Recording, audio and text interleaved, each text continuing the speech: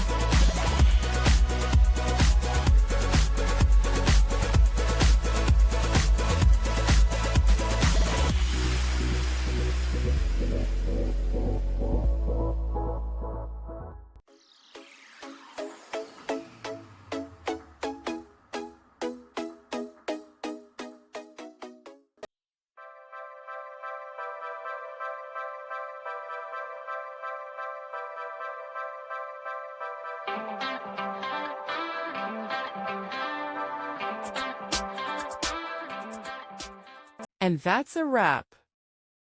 I hope you found the answer you were looking for. If you did, take a second to hit that subscribe button. It really helps out.